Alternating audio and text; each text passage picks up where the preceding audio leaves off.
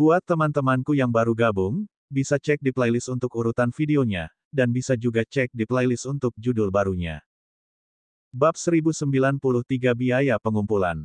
Lu Ming mengerutkan kening. Dia merasa kata-kata Si Fang ditujukan padanya. Namun, dia belum pernah bertemu Si Fang sebelumnya. Mengapa dia mengincarnya? Mungkinkah Ming Lu ini pernah menyinggung Si Fang sebelumnya? Lu Ming berpikir dalam hati. Setelah Si Fang selesai berbicara, dia berbalik dan pergi. Kemudian, seseorang mengatur akomodasi mereka. Lu Ming adalah wakil pembawa bendera dan dia memiliki halaman kecil. Ada orang lain yang tinggal di halaman Lu Ming dan membantunya. Orang ini juga merupakan penjaga naga kekaisaran yang baru bergabung. Dia tampak berusia 50-an dan cukup cerdas. Namanya Sun Lin. Tuan Wakil Komandan, Anda harus berhati-hati. Sun Lin mengingatkan mereka saat mereka tiba di halaman. Oh, bagaimana apanya? Lu Ming bertanya. Wakil Komandan, Anda seharusnya bisa merasakan bahwa kata-kata Jenderal Si sebenarnya ditujukan untuk Anda. Kata Sun Lin. Oh, apa kamu tahu kenapa? Lu Ming bertanya. Dia juga sangat penasaran. Wakil Tuan Panji baru saja tiba, jadi kamu mungkin tidak tahu aturan pengawal naga kekaisaran. Di penjaga naga kekaisaran, semuanya ditentukan oleh kekuatan. Mereka yang kuat, asalkan berkontribusi, bisa dipromosikan. Wakil Tuan, kultivasi Anda berada pada alam embrio roh tingkat ke-7, sedangkan budidaya Jenderal Si Fang hanya pada alam embrio roh tingkat ke-6. Kultivasi Anda lebih tinggi dari miliknya. Setelah mendengar ini, mata Lu Ming berbinar. Maksudmu, Si Fang khawatir aku akan mengancam posisinya. Wakil komandan itu bijaksana. Alasan mengapa Si Fang bisa mendapatkan posisi Panglima adalah karena dia memiliki kakak laki-laki yang merupakan pengawal pribadi yang mulia, Pangeran ke-8. Itu sebabnya dia bisa mendapatkan posisi sebagai komandan utama dan memimpin 500 penjaga naga kekaisaran. Terlebih lagi, orang tertinggi dalam Panji ini hanya berada di alam embrio roh tingkat 6, sehingga Si Fang mampu memegang posisi komandan utama dengan sangat mantap. Namun, budidaya wakil komandan lebih tinggi dari miliknya. Selama wakil komandan memberikan kontribusi, akan sangat normal baginya untuk melampaui Si Fang dan bahkan menggantikannya. Tentu saja Si Fang tidak akan baik padamu. Dia bahkan mungkin melakukan sesuatu padamu secara rahasia. Sun Lin menjelaskan. Lu Ming tersenyum. Jadi itulah yang terjadi. Namun, dia tidak mengambil hati. Si Fang hanyalah Si Fang belaka. Dia bisa menekannya dengan satu jari. Tidak perlu mengingatnya. Setelah mengobrol sebentar, Lu Ming masuk ke kamar dan duduk bersila untuk mulai memahami esensi alam langit dan bumi. Sebelumnya, di alam rahasia rumah suci, Lu Ming telah melahap banyak rune niat dari para kultivator yang kuat. Dia tidak hanya mencapai terobosan dalam kultivasinya, tetapi dia juga membuat kemajuan dalam tujuan langit dan bumi. Mentalitas guntur dan mentalitas anginnya masing-masing telah menembus ke tingkat keempat yang lebih rendah. Dengan tambahan mentalitas apinya, 3 mentalitasnya telah mencapai tingkat keempat yang lebih rendah. Sekarang, dia fokus penuh untuk memahami mentalitas bumi dan mentalitas air. Tidak ada banyak hal selama 2 hari pertama. Para penjaga naga kekaisaran biasanya sangat bebas ketika mereka tidak melakukan apa-apa. Bagaimanapun, mereka semua adalah seniman bela diri. Mereka tidak perlu berpatroli seperti orang biasa. Ketika mereka tidak melakukan apa-apa, mereka hanya perlu berkultivasi dengan damai. Mereka hanya akan diberangkatkan ketika ada keadaan darurat. Pada malam hari ketiga, Lu Ming mendengar beberapa gerakan di luar. Dia mengakhiri kultivasinya, membuka pintu, dan berjalan keluar. Di halaman, ada 2 orang. Salah satunya adalah Sun Lin, dan yang lainnya adalah seorang pria paruh baya kurus. Saat ini, Sun Lin mengeluarkan cincin penyimpanan dan menyerahkannya kepada pria paruh baya kurus. Pria paruh baya kurus seperti monyet mengambil cincin penyimpanan. Ketika dia melihat Lu Ming, dia terkekeh dan berjalan ke arahnya. Kamu Ming Lu. Tidak buruk, kata Lu Ming. Aku baru saja hendak mencarimu. Karena Anda telah bergabung dengan pengawal naga kekaisaran, Jenderal Si Fang akan menjaga Anda di masa depan, memungkinkan Anda memperoleh manfaat terbesar dan menjalani kehidupan yang baik. Namun, Jenderal Si Fang tidak dapat bekerja secara gratis. Anda harus menunjukkan penghargaan, mengerti? Petik 2. Pria parubaya kurus seperti monyet mengulurkan tangannya dan menjepit jari-jarinya. Dia lalu terkekeh. Sudut bibir Lu Ming melengkung. Dia mengerti sekarang. Ternyata monyet kurus ini dikirim oleh Si Fang untuk mengumpulkan manfaat. Tentu saja, setiap anggota baru akan dilindungi. Dia sangat rakus. Katakan padaku, berapa yang kamu inginkan? Kata Lu Ming. Kamu adalah deputi. Anda memiliki jabatan yang lebih tinggi, jadi tentu saja Anda harus membayar lebih. Yang lainnya bernilai 50.000 batu mentah, jadi Anda cukup memberikannya 200.000. Monyet kurus terkekeh. 50.000. 200.000. Senyuman di sudut mulut Lu Ming semakin lebar. Itu sungguh kejam. Rata-rata orang membutuhkan 50.000 batu asal. Bagi seniman bela diri alam embrio roh biasa, ini jelas merupakan beban yang sangat besar. Dan kepadanya, dia meminta 200.000.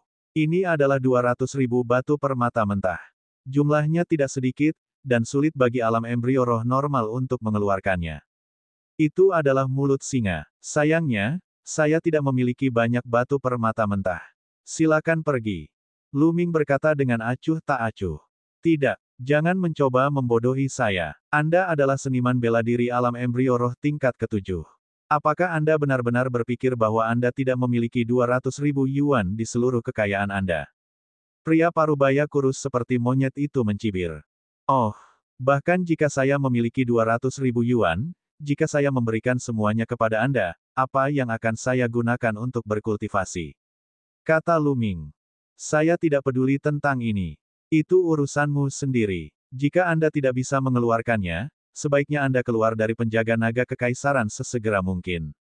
Jika tidak, tanpa perlindungan dari Panglima tertinggi, Anda bahkan tidak akan tahu bagaimana Anda mati di masa depan. Wajah pria parubaya kurus seperti monyet itu muram saat dia mengancam. Hehe, Lu Ming sangat marah sehingga dia tertawa dan berkata, saya membutuhkan perlindungan Si Fang. Lelucon yang luar biasa. Baiklah, pergilah sekarang, atau aku akan mengusirmu. Beraninya kamu menertawakan Panglima. Kamu sangat berani. Anda sedang mencari kematian. Pria parubaya kurus seperti monyet itu berteriak. Enyah, kamu mendekati kematian. Lu Ming berteriak dan maju selangkah. Aura mengerikannya meledak dan menekan pria parubaya kurus seperti monyet itu. Pria parubaya kurus seperti monyet itu gemetar seolah disambar petir. Dia mundur beberapa langkah dan mengeluarkan seteguk darah. Ming, tunggu saja, kamu sudah mati. Pria parubaya kurus seperti monyet berlari keluar dengan wajah penuh kebencian. Dalam sekejap mata, dia menghilang. Wakil Komandan, jika kamu menyinggung perasaannya seperti ini, aku khawatir Si Fang akan datang nanti. Mendesah. Sun Lin menghela nafas, sedikit khawatir. Dia hanya badut, apa yang perlu ditakutkan? Lu Ming berkata dengan santai. Si Fang baik-baik saja. Namun, kakak laki-lakinya adalah pengawal pribadi Pangeran ke-8, ahli alam dewa spiritual tingkat pertama. Kata Sun Lin, sedikit ketakutan di matanya. Jika seorang master alam dewa spiritual ingin membunuh mereka, itu tidak ada bedanya dengan membunuh seekor semut. Oh, jawab Lu Ming acuh tak acuh. Dia tampak tenang dan duduk di bangku batu di halaman dengan santai seolah tidak terjadi apa-apa. Sun Lin sangat khawatir. Setelah beberapa saat, ledakan. Pintu ke halaman terbuka lebar. Si Fang masuk dengan beberapa ajudan terpercaya, wajahnya gelap. Ming Lu, kamu melukai penjaga naga kekaisaran lainnya tanpa alasan. Saya curiga Anda memiliki motif tersembunyi. Mengapa kamu tidak dengan patuh berlutut untuk menerima hukumanmu? Si Fang berteriak keras, langsung menyalahkan Lu Ming. Lu Ming melirik Si Fang dengan acuh tak acuh dan berkata, bodoh sekali. Aku akan memberimu 3 tarikan napas waktu untuk tersesat. Beraninya kamu. Anda berani menyinggung atasan Anda, dan kejahatan Anda akan berlipat ganda. Kultivasimu akan dilumpuhkan, dan kamu akan diusir dari penjaga naga kekaisaran. Si Fang berteriak, hehe, Si Fang, kenapa kamu tidak mencobanya? Lu Ming tersenyum tipis. Bab 1094 keluar dari sini. Kamu masih berani menolak. Si Fang berkata dengan suara yang dalam. Dia tidak percaya bahwa Lu Ming berani melawan. Kakak laki-laki Si Fang adalah ahli alam dewa spiritual tingkat pertama dan pengawal pribadi Pangeran ke-8. Jika Lu Ming berani menyentuhnya, dia akan mendekati kematian. Selain itu, dia telah mempelajari teknik seni bela diri yang cukup kuat dari saudaranya. Dia juga cukup berbakat. Bahkan jika kultivasi Luming satu tingkat lebih tinggi darinya, dia tidak takut untuk melawannya. Luming tidak menjawab Si Fang. Sebaliknya, dia berdiri dan berjalan menuju Si Fang, 3 napas telah berlalu. Sepertinya aku harus melakukannya sendiri dan mengusirmu. Beraninya kamu. Anda benar-benar berani menyerang saya. Semuanya, ayo serang bersama dan tekan orang ini. Mati. Si Fang berteriak dengan marah. Auranya meledak dan dia menyerang Luming. Selain Si Fang, 3 lainnya juga mulai bergerak. Aura mereka meletus, dan mereka semua sebenarnya berada di alam embrio roh tingkat 6. Beberapa orang ini adalah yang terkuat di spanduk ini, dan mereka biasanya mengikuti jejak Si Fang. Keempatnya bergabung dan momentumnya tidak lemah. Namun, di mata Luming, mereka tidak berbeda dengan anak-anak yang bermain rumah-rumahan. Bang! Bang! Luming menendang. Saat tendangan ini ditendang, berubah menjadi bayangan 4 kaki. Bang! Bang! Bang! Bang! Semua serangan Si Fang dan 3 lainnya berubah menjadi gelembung di bawah kaki Luming. Telapak kaki Luming tercetak di wajah mereka. Dengan 4 teriakan, Si Fang dan 3 lainnya dikirim terbang keluar halaman seperti 4 bola meriam. Jeritan mereka bergema di langit malam, lalu mereka terbang semakin jauh. Masih ada pria parubaya kurus seperti monyet yang belum pergi. Saat ini, matanya hampir keluar dari rongganya. Seluruh tubuhnya gemetar tanpa henti, dan wajahnya pucat. Tadi dia ketakutan. Dia tidak menyangka Luming begitu berani bahkan berani memukul Si Fang. Yang terpenting, dia tidak menyangka bahwa Luming tidak hanya berani bertarung, tetapi kekuatan tempurnya juga begitu kuat. Dia mengirim Si Fang dan 3 lainnya terbang dengan satu tendangan. Meskipun budidaya Luming satu tingkat lebih tinggi dari kelompok 4 Si Fang, kelompok Si Fang memiliki 4 orang, namun mereka tidak dapat melakukan perlawanan apapun. Dapat dilihat bahwa kekuatan tempur Luming lebih kuat dari alam embrio roh tingkat ke-7 biasa. Pada saat ini, dia memandang Luming dengan ketakutan. Enyah, Luming memarahi. Ya, aku akan tersesat sekarang. Pria parubaya kurus seperti monyet berbalik dan hendak pergi. Sudah kubilang padamu untuk tersesat, jangan pergi. Luming berkata dengan dingin. Ini, wajah pria parubaya kurus seperti monyet itu pucat. Sepertinya aku harus melakukannya sendiri. Mata Luming menjadi dingin. Jangan, pria parubaya kurus seperti monyet itu begitu ketakutan hingga hampir kencing di celana. Dia hanya bisa berbaring di tanah karena malu dan keluar dari halaman. Kemudian, dia bangkit dan lari. Ini, wakil komandan, aku khawatir dia tidak akan membiarkanmu lolos karena menyinggung Si Fang. Sun Lin sangat khawatir. Dia tidak mengkhawatirkan Luming. Dia takut dia akan terlibat oleh Luming. Apa yang Anda takutkan? Luming berkata dengan santai dan kembali ke kamarnya untuk berkultivasi. Dengan lambaian tangannya, banyak botol, kotak giok, dan kotak besi muncul di ruangan itu. Ada lebih dari 100, semuanya dia peroleh dari rumah orang suci di dunia rahasia. Luming tidak memeriksanya sebelumnya. Sekarang adalah waktu yang tepat untuk memeriksanya. Ini adalah pil pemurnian roh. Luming sangat gembira saat melihat botol giok. Botol giok itu sebenarnya adalah pil pemurnian roh. Pil pemurnian roh dibuat dari bahan utama buah pemurnian roh. Jika sering dikonsumsi oleh embrio roh yang telah disempurnakan, hal ini dapat sangat meningkatkan peluang untuk menerobos ke alam dewa roh. Jika pembangkit tenaga listrik dewa roh mengkonsumsinya, hal itu dapat memadatkan dewa roh dan memperkuat kesadaran spiritual mereka. Ada lusinan botol giok di sini, semuanya berisi pil pemurnian roh. Ada 9 pil di setiap botol giok, dan setidaknya ada beberapa ratus pil pemurnian roh di sana. Setelah itu, Luming melihat hal lain. Banyak dari yang lainnya adalah ramuan yang sangat berharga, dan kebanyakan dari mereka tidak kalah dengan ramuan pemurnian roh. Ada juga berbagai bahan berharga yang tidak dapat disebutkan namanya oleh Luming. Dia menjauhkan mereka. Akhirnya, dengan pikiran, pagoda kecil berwarna merah menyala muncul. Senjata spiritual kaisar. Begitu menara merah menyala muncul, menara itu sedikit bergetar seolah hendak pergi. Namun, inti penting Luming menyebar dan menyelimuti menara kecil itu. Jika aku menyempurnakan senjata kaisar, itu pasti akan meningkatkan kekuatanku. Namun, hal itu tidak akan semudah itu. Dengan kultivasi saya saat ini, meskipun saya menyempurnakannya, saya tidak akan dapat mengeluarkan sebagian besar kekuatannya. Saya akan menunggu sampai saya punya waktu luang untuk memperbaikinya. Memikirkan hal ini, Lu Ming menyimpan pagoda kecil itu. Kemudian, dia mengeluarkan ramuan pemurnian roh dan menyempurnakannya untuk memadatkan jiwa rohnya. Waktu perlahan berlalu. Malam ini, tidak ada pergerakan. Keesokan harinya, pada siang hari, juga tidak ada pergerakan. Pada malam kedua, Lu Ming mulai bergerak. Dia meminta Dandan untuk menuliskan susunan yang bisa menyembunyikan auranya untuknya, dan tubuhnya menembus kehampaan seperti hantu, menuju rumah Pangeran ke-8 Xie Zhen. Lu Ming berencana memasuki kediaman Xie Zhen untuk melihat apakah dia bisa mengetahui sesuatu tentang Xie Nianxing. Kediaman Pangeran ke-8 secara alami dijaga oleh para penjaga naga kekaisaran.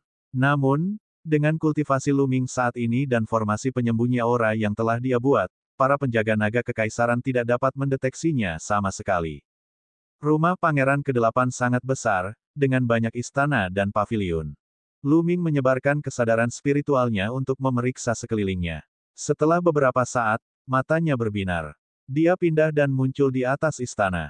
Dia mengamati area itu dengan indera spiritualnya dan situasi di bawah istana terpatri dalam benaknya. Itu lebih jelas dari apa yang bisa dilihatnya dengan matanya. Inilah keajaiban perasaan rohani. Di bawah, di sebuah ruangan, dua sosok sedang mendiskusikan sesuatu. Salah satunya adalah Si Fang, dan yang lainnya berusia 50-an. Dia kekar dan tampak cukup bermartabat. Kakak, kamu harus membalaskan dendamku. Deputi baru itu sombong sekali sampai berani memukul saya. Dia jelas tidak memberimu wajah. Si Fang menangis. Pria kekar berusia 50-an ini adalah pengawal pribadi Pangeran ke-8, seorang ahli alam dewa spiritual tingkat pertama.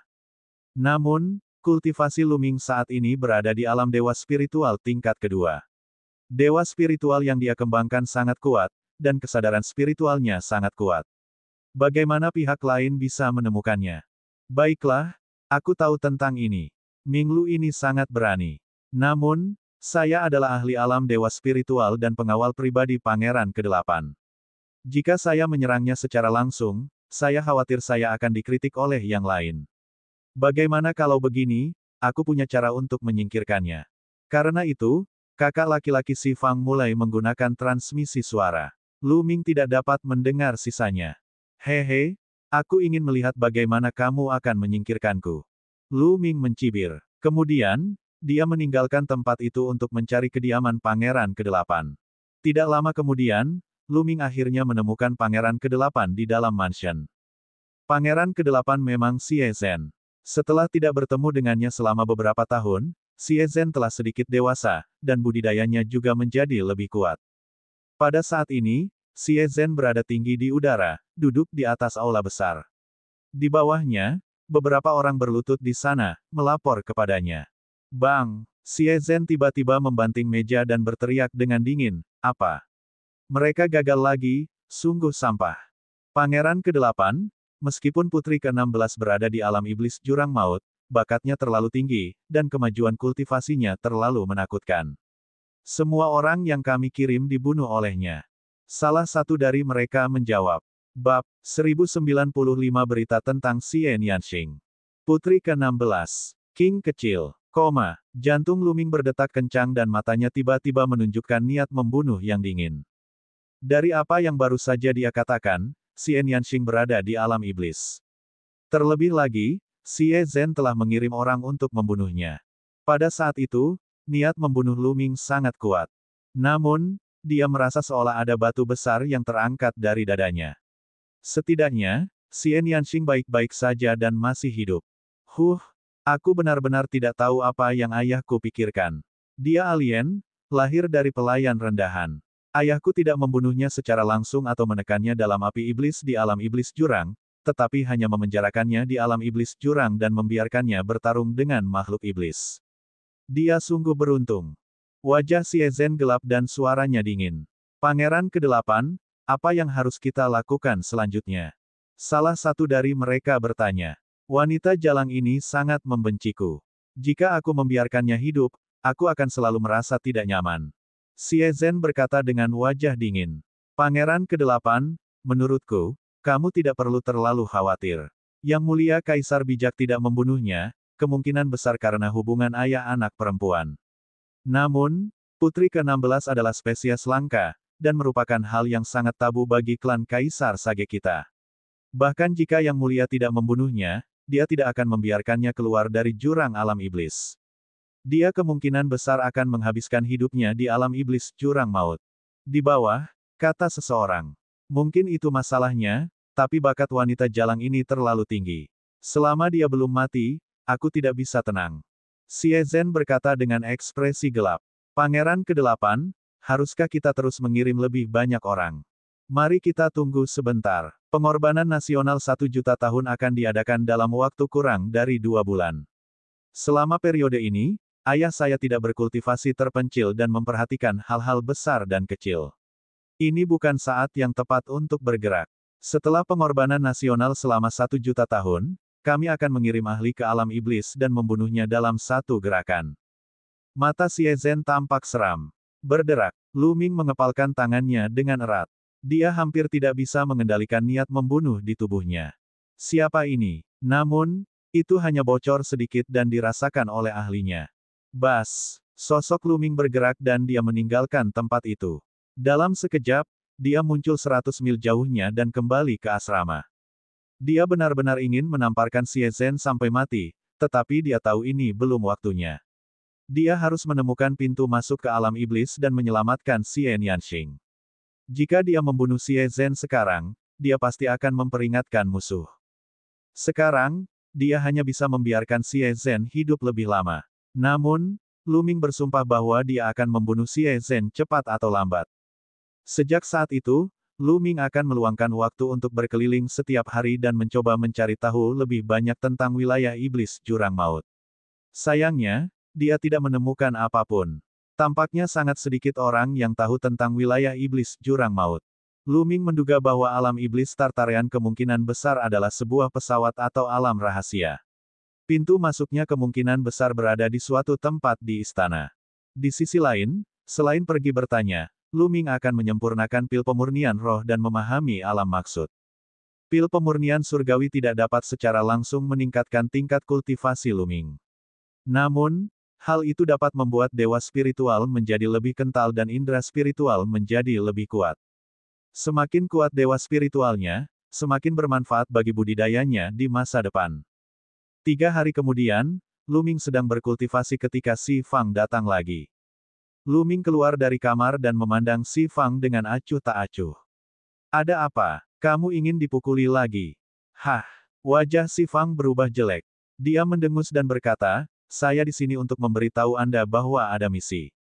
Pangeran ke-8 pergi ke Gunung Binatang untuk berburu. Kita harus pergi bersama. Ayo pergi. Baiklah. Lu Ming tersenyum dan melangkah keluar. Si Fang melihat punggung Lu Ming dan senyuman dingin muncul di sudut bibirnya. Para penjaga naga kekaisaran berkumpul dan mengikuti Xie Zhen, menuju Gunung Tangisan Binatang. Gunung Tangisan Binatang adalah pegunungan yang tak terbatas. Binatang buas yang tak terhitung jumlahnya tinggal di dalamnya. Itu adalah tempat berburu keluarga kerajaan, dan khusus digunakan bagi keturunan keluarga Xie untuk melatih budidaya mereka. Murid-murid keluarga Xie sering datang ke Gunung Tangisan Binatang untuk berburu. Faktanya, mereka akan memasuki Gunung Tangisan Binatang untuk bertarung dengan binatang buas. Ada sebuah kamp militer besar di luar Gunung Tangisan Binatang. Ada tempat tinggal dan penjaga.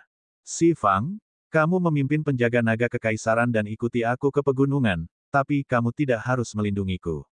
Kalian berpencar dan berburu, dan kita akan bersaing untuk melihat siapa yang bisa membunuh binatang buas yang lebih banyak dan lebih kuat. Bagaimana? Melihat Gunung Tangisan Binatang itu, Xie Zhen sangat bersemangat. Pangeran ke-8, bagaimana kami bisa dibandingkan denganmu? Si Fang tersenyum. Tidak apa-apa. Ada juga ahli dalam penjaga naga kekaisaran. Cobalah yang terbaik untuk bersaing dengan setengah pangeran, dan saya akan memberi penghargaan kepada mereka yang berkinerja baik. Xie Zhen tertawa. Baiklah, aku akan membawanya. Si Fang membungkuk. Kalau begitu ayo pergi. Dengan lambaian tangannya, Xie Zhen memimpin jalan dan terbang menuju Gunung Tangisan Binatang. Si Fang dan yang lainnya juga terbang menuju Gunung Tangisan Binatang. Mungkinkah kamu ingin menyingkirkanku di Gunung Tangisan Binatang? Lu Ming berpikir dalam hatinya. Dia menduga kakak laki-laki Si Fang mungkin akan menyerangnya di Gunung Tangisan Binatang. Bibir Lu Ming membentuk senyuman dingin. Jika pihak lain sedang mencari kematian, dia tidak keberatan memberi mereka tumpangan. Setelah terbang ke Gunung Tangisan Binatang, kelompok itu bubar. Lu Ming terbang menuju kedalaman Gunung Tangisan Binatang, merasa sedikit bosan. Binatang buas di area luar Gunung Tangisan Binatang memiliki level yang sangat rendah. Ketika beberapa binatang buas tingkat raja dan roh permukaan laut melihat Lu Ming, mereka akan melarikan diri tanpa jejak hanya dengan tatapan tajam darinya. Setelah setengah jam, tidak ada yang bergerak. Masih tidak bergerak. Lu Ming bergumam. Dia duduk bersila di atas boulder yang terlihat jelas dan menunggu. Setelah 2 jam, tidak ada yang mengambil tindakan terhadapnya. Sepertinya aku salah. Mereka tidak akan bertarung di sini. Jantung Lu Ming berdetak kencang. Dia sedikit terkejut. Lupakan saja, kurasa perburuan Xie Zhen akan segera berakhir. Aku hanya akan membunuh beberapa untuk menghadapinya. Sosok Lu Ming bersinar dan dia melayang ke langit. Gan, gan. Setelah beberapa saat, pekikan terdengar dan sekelompok elang perak terbang melewatinya. Begitu mereka melihat Lu Ming, lebih dari 10 dari mereka memekik dan menerkamnya. Itu kalian. Lu Ming menjentikkan jarinya dan tombak panjang terbentuk, menembaki condor perak. Puff! 5 elang perak tertusuk cahaya tombak. Elang yang tersisa memekik ketakutan dan melarikan diri. Lu Ming tidak mengejar mereka. Dia menggunakan esensi vitalnya untuk membawa kelima elang dan terbang kembali ke kamp militer. Kelima elang ini setara dengan alam embrio roh tingkat ke-8, yang kurang lebih cukup. Di kamp militer, Xie Zhen dan yang lainnya telah kembali. Di dasar kamp militer, terdapat binatang buas dengan berbagai bentuk dan ukuran. Pangeran ke-8 sungguh luar biasa. Hanya dalam beberapa jam, Anda benar-benar membunuh 3 makhluk embrio roh tingkat 8 dan 3 makhluk embrio roh tingkat ke-7. Pangeran ke-8 memang seorang jenius yang dianugerahkan surga. Yang rendahan ini terkesan. Si Fang berdiri di depan Xie Zhen dan menyanjungnya. Ini bukan apa-apa. Kalian bisa berkultivasi dengan baik. Xie Zhen berkata dengan rendah hati, tapi kebanggaan di wajahnya tidak bisa disembunyikan. Budidayanya berada di alam embrio roh tingkat 6, dan merupakan pencapaian yang cukup bagus untuk mampu memburu 3 binatang alam embrio roh tingkat 8 dan 7 dalam waktu kurang dari 3 jam di Gunung Tangisan Binatang yang luas. Tiba-tiba, pandangan Si Fang beralih ke cakrawala dan dia melihat Lu Ming terbang kembali, menyeret 5 elang perak di belakangnya. Bab 1096 alasan untuk mengambil tindakan. Dia melemparkan kelima elang ke tanah, menyebabkan tanah sedikit bergetar. Ini adalah silver condor, semuanya berlima adalah condor perak, sangat kuat. Terlebih lagi, 5 condor perak dari alam embrio roh tingkat 8. Ming Ziki sebenarnya sangat kuat sehingga dia bisa memburu 5 condor perak dari alam embrio roh tingkat 8 dalam waktu kurang dari 3 jam. Sungguh menakjubkan. Kembalinya Lu Ming menimbulkan gelombang seru. Para penjaga naga kekaisaran di tempat kejadian sedang berdiskusi dengan sengit. Meskipun Lu Ming hanya membunuh 5 binatang iblis, mereka semua berada di alam embrio roh tingkat 8. Dari segi nilai, mereka telah melampaui Xie Zhen. Hal ini membuat wajah Xie Zhen menjadi muram. Selain Xie Zhen, kakak laki-laki Si Fang mencibir. Jenderal Si Fang, siapa ini? Xie Zhen bertanya. Pangeran ke-8, ini wakil bendera yang baru. Dia bernama Ming Lu dan memiliki budidaya alam embrio roh tingkat ke-7. Si Fang menjawab, "Oh, jadi itu wakil pembawa bendera yang baru." Tatapan Xie Zhen beralih ke Lu Ming. Ketika dia melihat bahwa Lu Ming hanya dengan santai menangkupkan tinjunya ke arahnya tanpa rasa hormat, dia merasa lebih tidak senang. Xie Zhen melangkah ke arah Lu Ming dan berkata, "Kekuatan tempur subspanduk Ming luar biasa. Saya mengagumi Anda. Setengah pangeran menyukai orang dengan kekuatan tempur yang kuat. Sub-banner Ming, aku ingin sekali bertarung. Bagaimana kalau kamu bertarung denganku?" Petik 2. Sebuah pertarungan. Sudut bibir Lu Ming sedikit melengkung. Itu benar. Bertarunglah denganku. Gunakan seluruh kekuatanmu dan jangan menahan diri. Jangan khawatir, kamu tidak bisa menyakitiku. Bang! Saat Xie Zhen berbicara, dia perlahan berjalan. Tubuhnya memancarkan cahaya keemasan yang kuat, dan auranya tumbuh. Dia telah membangkitkan garis keturunan tingkat dewa tingkat ke-5, jadi kekuatan tempurnya sangat kuat. Seniman bela diri alam embrio roh tingkat 7 biasa sama sekali bukan tandingannya, jadi dia penuh percaya diri. Di samping, yang lain berpencar jauh. Si Fang dan saudaranya saling memandang dan mencibir. Buat perubahan Anda, ledakan. Xie Zhen melayangkan pukulan ke arah Lu Ming. Sinar tinju emas melolong di langit dan langsung menuju ke Lu Ming. Tombak panjang terkondensasi di tangan Lu Ming. Dia berasal dari sekte tombak hitam dan dia menggunakan tombak panjang. Bas! Dengan goyangan tombak, ujung tombak bergetar, menggerakkan angin dan awan saat menembus ke arah pancaran tinju Xie Zhen. Bang! Cahaya tinju Xie Zhen tertusuk tombak dan roboh. Apa? Mata Xie Zhen menyipit, dan sedikit niat membunuh muncul di matanya. Ledakan! Ledakan! Setelah itu, cahaya keemasan di tubuh Xie Zhen menjadi semakin kuat saat dia terus-menerus meninju. Cahaya keemasan tak berujung mendidih dan menyelimuti Lu Ming. Tombak Lu Ming bergetar, menciptakan bunga tombak yang mekar di udara. Bang! Bang! Tabrakan padat terdengar, dan pancaran tinju serta bunga tombak menghilang tanpa jejak. Kembali ke 9 naga, budidaya Xie Zhen telah berada di puncak tingkat ke-7 dari tingkat samudera spiritual. Sekarang setelah lebih dari 3 tahun berlalu, dan Xie Zhen berada di dinasti Sein kuno, dia pasti memiliki banyak sumber daya. Kultivasinya telah meningkat ke alam embrio roh tingkat 6, dan kekuatan tempurnya memang tidak buruk. Penggarap alam embrio roh tingkat 8 biasa bukanlah tandingannya dan akan dibunuh olehnya. Namun, dia menghadapi Lu Ming, yang mencoba yang terbaik untuk menekan kekuatannya. Setelah puluhan gerakan, dia masih tidak bisa menjatuhkan Lu Ming. Niat membunuh muncul di mata Xie Zhen. Seorang pria kekar setinggi 100 meter dengan baju besi emas muncul di atas kepalanya. Dia memegang tombak panjang dan memiliki 5 cakra emas yang bersinar, membuatnya tampak seperti dewa. Xie Zhen berubah menjadi seberkas cahaya dan memasuki tubuh pria lapis baja emas. Membunuh. Pria kekar berbaju emas itu berteriak. Tombak emas di tangannya memancarkan cahaya yang menyilaukan saat dia menusuk ke arah Lu Ming. Tombak besar itu bersiul di udara dengan kekuatan yang menakutkan. Sungguh niat membunuh yang kuat. Dia ingin membunuhku. Kilatan dingin melintas di mata Lu Ming. Jika bukan karena dia khawatir akan memperingatkan musuh, dia akan segera membunuh Xie Zhen. Ledakan. Lu Ming maju selangkah dan tubuhnya melayang ke langit. Cahaya tombak yang terkondensasi di tangannya tumbuh dengan cepat. Panjangnya menjadi 100 meter dan lebar 10 meter. Dia mengayunkan tombaknya ke arah pria kekar berbaju besi emas. Ledakan. Kedua tombak itu bertabrakan, dan seluruh kam berguncang. Pria kekar berbaju besi emas gemetar dan terpaksa mundur oleh tombak Lu Ming. Bas! Lu Ming langsung bergegas. Tombak panjang yang besar itu menghantam dengan keras dari atas ke bawah dengan kekuatan yang bisa membelah gunung. Ledakan. Tombak panjang itu menghantam pria kekar berbaju besi emas itu dengan keras, menyebabkan tubuhnya bergetar hebat dan dia hampir jatuh ke tanah. Kemudian, Lu Ming mengubah momentum tombaknya menjadi sapuan horizontal, yang mendarat dengan keras pada pria kekar berbaju besi emas.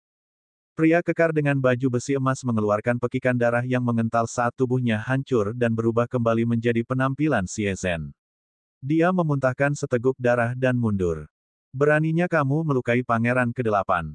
Kamu sedang mendekati kematian.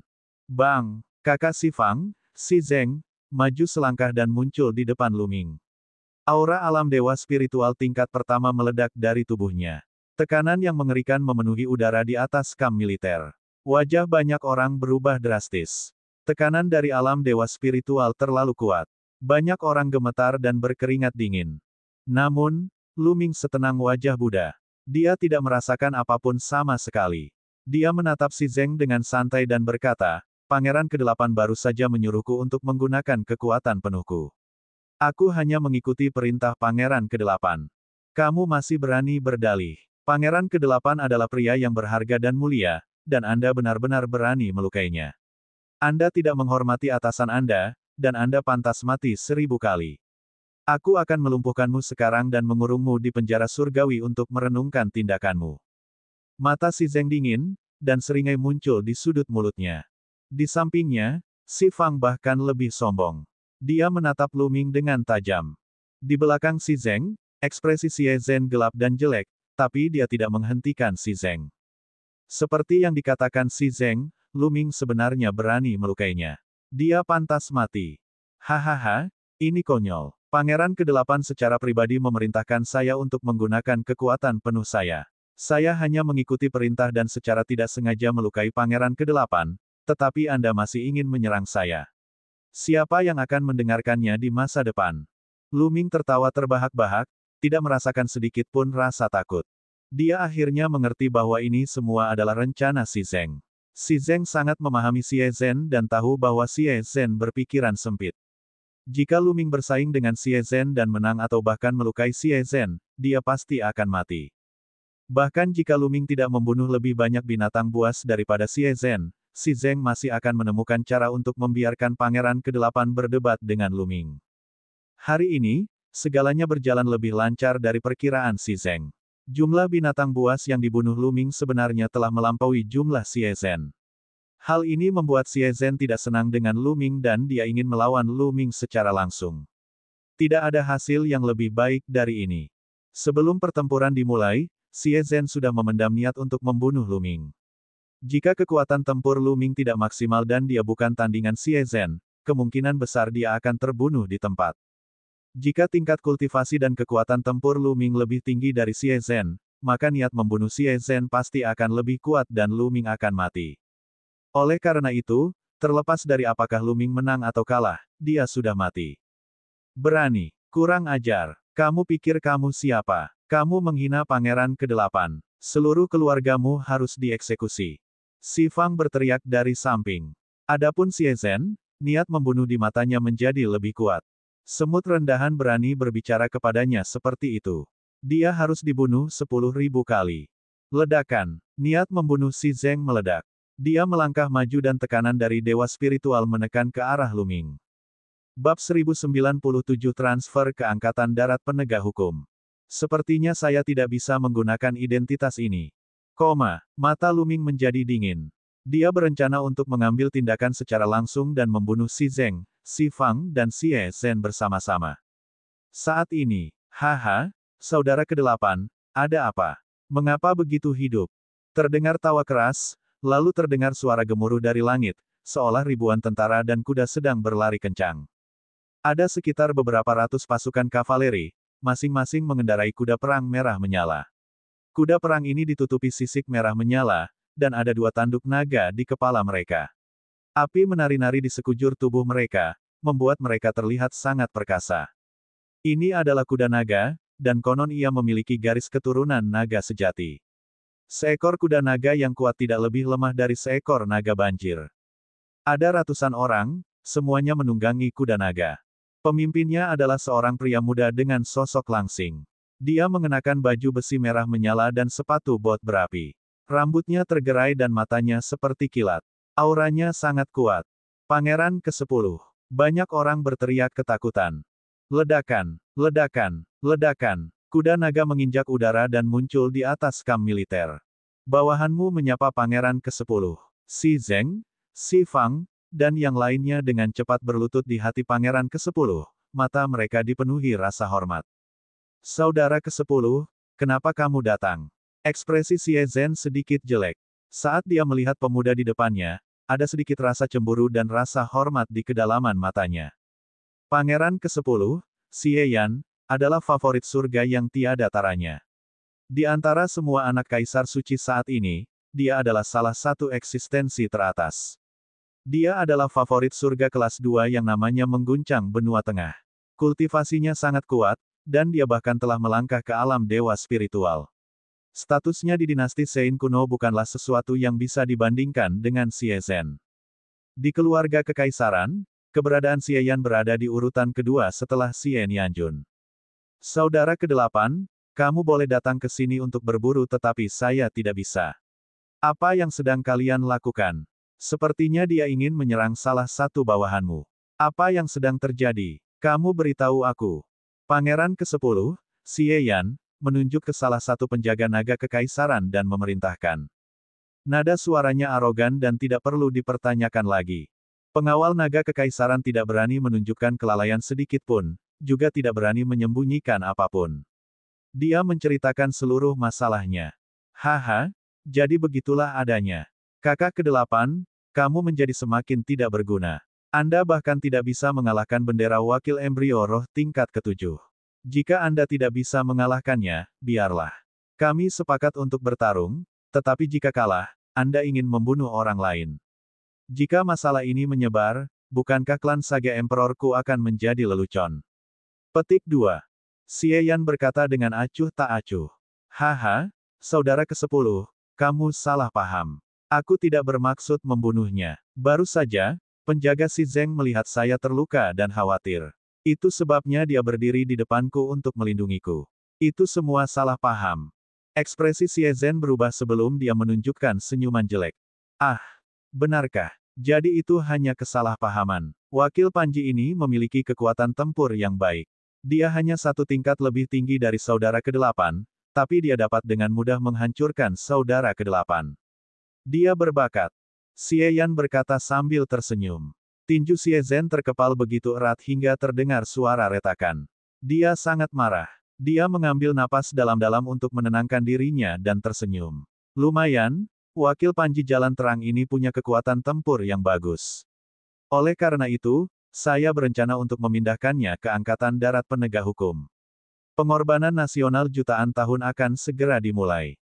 Jika saatnya tiba, Kota Suci akan kacau balau.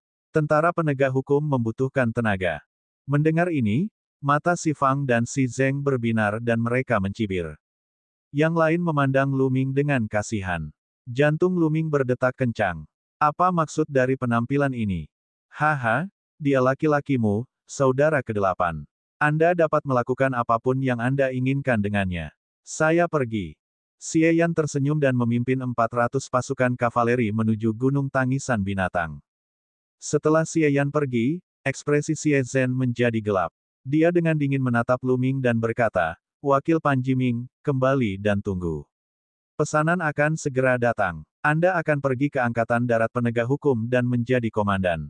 Dengan kekuatan tempurmu, itu sudah cukup. Begitu dia mengatakan itu, ekspresi orang-orang di sekitarnya menjadi semakin aneh. Mereka memandang Lu Ming dengan lebih kasihan.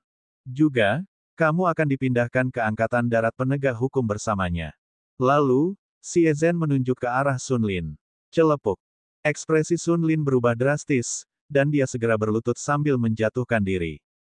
Dia bersujud dan berteriak kesakitan, tidak, Pangeran ke-8, aku mohon padamu, tolong jangan pindahkan aku ke Angkatan Darat Penegak Hukum, aku hanya tinggal bersamanya, aku tidak mengenalnya. Kamu ingin melanggar perintah pangeran ini. Mata Xie Zhen menjadi dingin. Wajah Sun Lin pucat saat dia berdiri di sana, tertegun. Ayo pergi. Xie Zhen naik ke udara dan kembali ke mansion. Yang lainnya segera menyusul. Minglu, aku benar-benar akan dibunuh olehmu. Sun Lin menghela nafas panjang, wajahnya penuh kesedihan.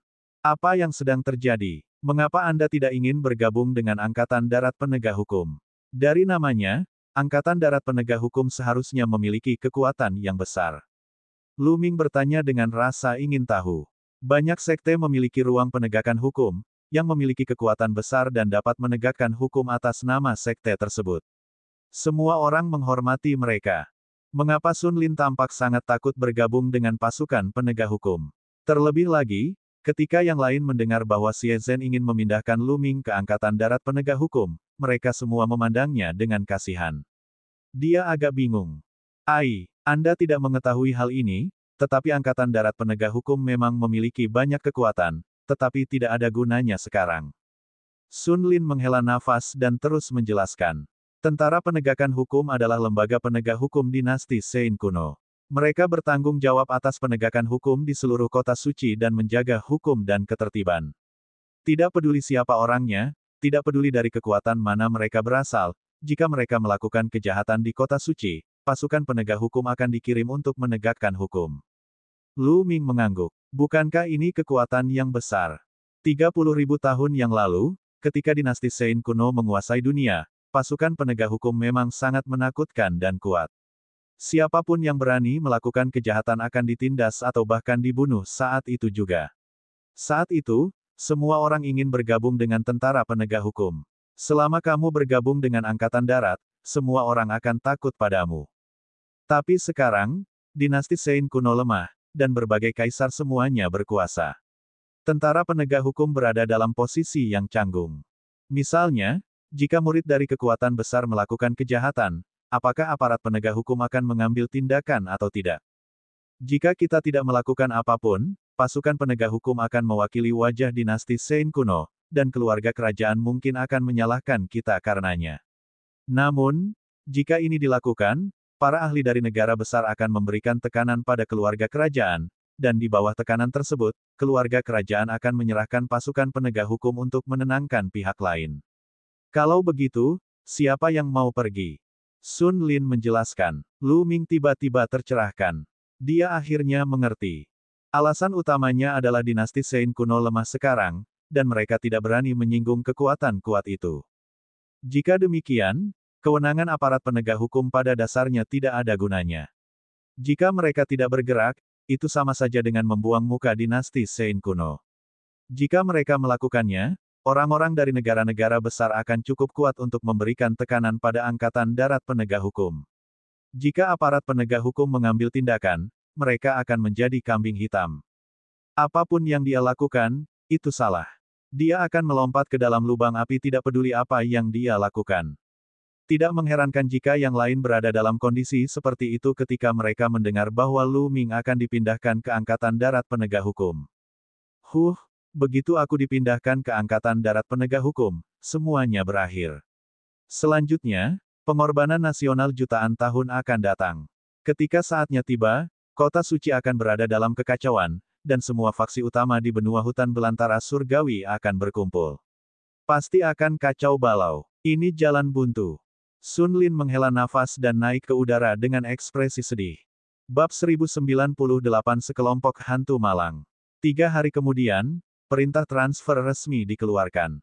Lu Ming dipindahkan ke Angkatan Darat Penegak Hukum sebagai komandan, memimpin tim yang terdiri dari 100 orang dengan pengikut Sun Lin. Lu Ming menerima perintah transfer dan berangkat bersama Sun Lin. Lu Ming tidak merasakan apapun. Baginya, Angkatan Darat Penegak Hukum lebih baik dan dia memiliki lebih banyak kebebasan. Dia bisa berkeliling kota suci sesuka hatinya. Dia pasti dapat memperoleh lebih banyak informasi. Sun Lin, sebaliknya, lesu dan sepertinya memiliki masa depan yang suram. Tak lama kemudian, keduanya sampai di tempat pasukan penegak hukum ditempatkan, Balai Penegakan Hukum. Ada banyak ruang penegakan hukum di kota suci. Sebuah tim yang terdiri dari 100 orang dipimpin oleh seorang komandan. Mereka ditempatkan di satu aula penegakan hukum dan bertanggung jawab atas misi penegakan hukum di wilayah tertentu di kota suci. Lu Ming adalah pemimpin tim penegak hukum ini. Dia terutama bertanggung jawab atas wilayah timur laut kota suci. Saat Lu Ming masuk, dia melihat beberapa sosok duduk lesu di aula penegakan hukum. Dia tidak melihat orang lain. Ketika mereka melihat Lu Ming dan yang lainnya, mereka hanya melirik Lu Ming dengan santai dan terus duduk dengan lesu. Hanya ada sedikit dari kalian. Di mana yang lainnya? Lu Ming mengerutkan kening. Salah satu dari mereka melirik Lu Ming dan berkata, "Siapa kamu? Tidakkah kamu tahu bahwa masuk ke Balai Penegakan Hukum tanpa izin merupakan kejahatan serius?" "Saya komandan baru. Izinkan saya bertanya, di mana yang lainnya?" Lu Ming mengeluarkan sebuah tanda dan berteriak dengan dingin. Seorang komandan baru. Mata mereka tiba-tiba bersinar karena keserakahan. Api yang berkobar sepertinya menyemangati mereka semua, dan mereka berdiri satu demi satu. Seorang komandan baru telah tiba. "Saudaraku, keluarlah. Kami punya uang untuk dibelanjakan lagi." Seseorang berteriak. Suaranya menyebar jauh dan luas. Begitu suaranya turun, suara hentakan udara terdengar. Sosok-sosok bergegas keluar dari berbagai ruangan dan dari seluruh sudut aula penegakan hukum. Totalnya ada 80 hingga 90 orang. Begitu orang-orang ini muncul, mereka menatap Lu Ming dan Sun Lin dengan mata berapi-api, seolah-olah mereka adalah pria kekar yang telah haus selama beberapa dekade dan baru saja melihat keindahan yang tiada taraf dan mempesona. "Haha, orang malang lainnya telah dipindahkan ke sini, dan itu adalah seorang komandan. Anda datang pada waktu yang tepat. Keluarkan semua batu permata dan harta karunmu dan bagikan dengan saudara-saudaramu." Seorang pria berotot yang tampak seperti kera melangkah keluar. Ototnya menonjol dan dia menatap Lu Ming dengan tatapan tajam. "Hehe, Kamu hanya seniman bela diri alam embrio roh tingkat ke-7, namun kamu dipindahkan ke sini untuk menjadi seorang komandan. Saya benar-benar tidak tahu siapa yang telah Anda sakiti, tetapi tidak peduli siapa yang telah Anda sakiti, karena Anda di sini, serahkan semua batu dan harta asal Anda. Seorang lelaki tua berambut putih berusia 60-an mencibir. Haha, setelah kita mendapatkan batu mentahnya, ayo kita makan enak dan bersenang-senang. Bagaimana dengan itu? Petik 2. Itu sudah pasti. Sial, aku sudah lama tidak menikmatinya. Orang-orang lainnya juga gempar. Mereka semua berbicara dan memandang Lu Ming seolah-olah dia adalah sepotong daging gemuk. Wajah Sun Lin pucat dan Lu Ming tercengang. Apakah ini tentara penegak hukum? Ini aula penegakan hukum. Lu Ming hampir mengira dia telah datang ke sarang bandit. Orang-orang ini sebenarnya ingin merampoknya. Setelah mengamati dengan cermat, dia menyadari bahwa ini tidak diragukan lagi adalah balai penegakan hukum. Kalian ingin merampokku. Wajah Lu Ming menunjukkan senyuman yang tak bisa dijelaskan. Anda bisa memahaminya seperti itu. Cepatlah, atau tinjuku akan mulai gatal. Pria mirip gorila itu menatap Lu Ming dengan tidak ramah. Senyuman di wajah Lu Ming semakin lebar. Dia mengalihkan pandangannya ke seberang ruangan dan berkata, jika itu masalahnya, maka baiklah. Sekarang, aku akan merampokmu. Serahkan semua cincin penyimpanan Anda. Apa yang baru saja Anda katakan? Begitu Lu Ming mengatakan itu, seluruh tempat menjadi sunyi. Semua orang memandang Lu Ming dengan mulut ternganga. Setelah beberapa saat, semua orang tertawa. Haha, aku tidak salah dengarkan. Pria di alam embrio roh tingkat ke-7 ini sebenarnya ingin merampok kita. Petik 2. Dia pikir dia ini siapa? Apakah dia benar-benar menganggap dirinya sebagai seorang komandan? Bukankah kamu sama sialnya dengan kami? Kamu telah menyinggung seseorang yang tidak seharusnya kamu lakukan. Lelucon yang luar biasa. Bang! Manusia gorila hitam itu maju selangkah dan auranya meledak. Dia melambaikan tangannya dan meraih Lu Ming. Tingkat kultivasi orang ini berada pada lingkaran besar alam embrio roh. Di antara kelompok orang ini, dia berada di posisi teratas. Mari kita lihat apa yang bisa kamu lakukan. Manusia gorila hitam itu memperlihatkan ekspresi buas. Mata Lu Ming menjadi dingin. Dia mengulurkan tangan dan meraih pergelangan tangan pria gorila hitam itu dengan kecepatan kilat. Esensi vitalnya meledak dan dia meraih manusia gorila hitam itu dan melemparkannya. Ledakan. Manusia gorila hitam itu seperti karung pasir, menghantam tanah dengan keras, menyebabkan seluruh balai penegakan hukum bergetar hebat. Jika bukan karena susunan kuat yang tertulis di aula penegakan hukum, itu akan meledak.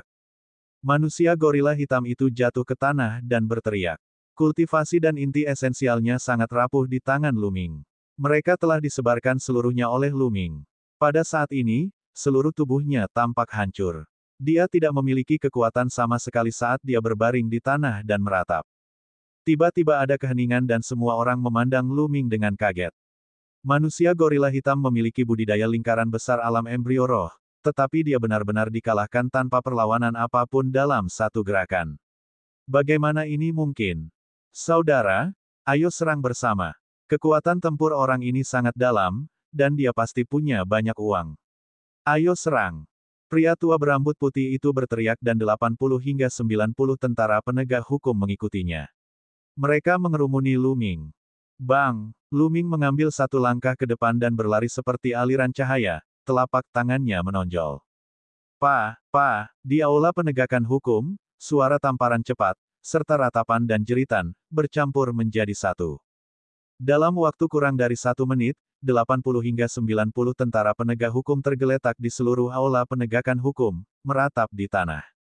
Satu sisi wajah mereka menggembung, dan mereka tampak sangat sedih. Sun Lin tercengang dengan pemandangan ini, mulutnya terbuka lebar. Apakah kultivasi Lu Ming berada di alam embrio roh tingkat ke-7? Bukankah kekuatan tempurnya terlalu kuat? Dalam kelompok tentara penegak hukum ini, ada 5 hingga 6 orang dengan kesempurnaan agung di alam embrio rohnya. Yang lainnya setidaknya adalah ahli alam embrio roh tingkat ke-4. Namun, mereka dikalahkan sepenuhnya oleh Lu Ming dalam waktu kurang dari 1 menit. Mereka lemah seperti bayi. Ini terlalu mengerikan. Dia merasa otaknya sedikit bingung. Kamu berani bertarung dengan ayahmu, kamu mencari kematian. Lu Ming berteriak dengan dingin. Lu Ming sekarang memiliki gambaran seorang pria kekar dengan janggut lebat. Saat ini, tatapannya agak mengintimidasi. Dia mengepalkan tinjunya di udara dan inti esensialnya meledak. Cincin penyimpanan di jari para prajurit penegak hukum ini semuanya disedot oleh Lu Ming. Jika mereka ingin merampoknya, mereka harus bersiap dirampok olehnya. Pertama, Lu Ming mengambil cincin penyimpanan manusia gorila hitam dan memindainya dengan indera spiritualnya. Dia tercengang. Ini, bukankah kamu terlalu miskin? Lu Ming memelototi manusia gorila itu, sama sekali tidak bisa berkata-kata. Di dalam cincin penyimpanan manusia gorila hitam, hampir tidak ada apapun kecuali beberapa kristal spiritual. Tidak ada batu mentah. Dia tidak memiliki senjata roh yang bagus. Belum lagi pil dan bahan berharga, tidak ada apa-apa. Bagaimanapun, ini adalah cincin penyimpanan dengan lingkaran besar alam embrio roh. Bagaimana bisa begitu miskin? Selanjutnya, Lu Ming melihat cincin penyimpanan orang lain. Banyak dari mereka bahkan lebih miskin dari manusia gorila. Lu Ming tercengang. Mereka terlalu miskin. Tingkat budidaya terendah di antara orang-orang ini adalah alam embrio roh tingkat keempat. Mengapa rasanya mereka bahkan lebih miskin daripada beberapa seniman bela diri di dunia raja bela diri? Bab 1099 Tentara Penegakan Hukum yang Menyedihkan. Lu Ming memindai lusinan cincin penyimpanan dan menemukan bahwa semuanya hampir sama. Isinya terlalu tragis untuk dipertaruhkan. Mereka tidak terlihat seperti cincin penyimpanan seniman bela diri di alam embrio roh tingkat keempat ke atas. Saat melihat ekspresi tercengang Lu Ming, manusia gorila dan yang lainnya tampak malu. Dengan lambaian tangannya, semua cincin penyimpanan terbang kembali ke tangan manusia gorila hitam dan yang lainnya. Bangun! Berhenti berpura-pura mati. Lu Ming mengalihkan pandangannya ke seberang ruangan dan berkata dengan dingin. Lu Ming tidak memukul mereka dengan keras sekarang. Dia hanya menyebarkan inti esensial mereka untuk sementara. Itu bukan masalah besar. Tidak peduli apapun, Lu Ming sekarang adalah komandan orang-orang ini. Dia tidak bisa membunuh mereka begitu saja saat dia datang. Saat itulah manusia gorila hitam dan yang lainnya bangkit dari tanah. Kehebatan pertempuran komandan sangat luar biasa, bawahan ini benar-benar kagum. Begitu dia bangun, manusia gorila hitam itu memperlihatkan senyuman sederhana dan jujur, yang benar-benar berbeda dari ekspresi liar dan kasar yang dia miliki sebelumnya. Itu benar, itu benar. Budidaya komandan tidak ada bandingannya. Dia mampu menjaga kami dalam beberapa gerakan. Ini pertama kalinya bawahan ini melihat hal seperti ini selama bertahun-tahun hidupku. Orang tua berambut putih itu juga tersanjung. Komandan tidak terkalahkan. Komandannya perkasa. Petugas penegak hukum lainnya juga menyanjungnya. Kelopak mata Lu Ming bergerak-gerak. Dia tidak bisa berkata-kata. Siapa orang-orang ini? Tadi, dia ingin merampoknya, tapi sekarang dia mengubah wajahnya begitu cepat. Mengapa kamu begitu miskin? Bahkan tidak ada satupun batu permata mentah di cincin penyimpanan. Lu Ming bertanya dengan rasa ingin tahu. Tentara penegak hukum kita sangat keras. Komandan, seperti ini. Kerumunan itu menimpali dan menjelaskan kepada Lu Ming. Setelah mendengarkan ceritanya, Lu Ming berpikir keras. Hari-hari Angkatan Darat Penegak Hukum lebih buruk dari apa yang dikatakan Sun Lin. Pasukan penegak hukum harus menegakkan hukum di kota suci dan melindungi martabat dinasti Sein kuno. Namun kini setelah dinasti Sein kuno mengalami kemunduran, meskipun ia masih merupakan kekuatan dominan, atau bahkan kekuatan dominan terkuat, ia tetap saja merupakan kekuatan dominan. Ia tidak lagi memiliki kekuatan untuk menguasai dunia. Oleh karena itu, ketika melakukan sesuatu, ia harus berhati-hati dan menjaga hubungan baik dengan kekuatan lain. Oleh karena itu, ketika orang-orang dari kekuatan besar melakukan kejahatan, aparat penegak hukum tidak berani menangkap dan menghukum mereka, tetapi mereka harus melindungi wajah keluarga kekaisaran. Apa yang bisa mereka lakukan?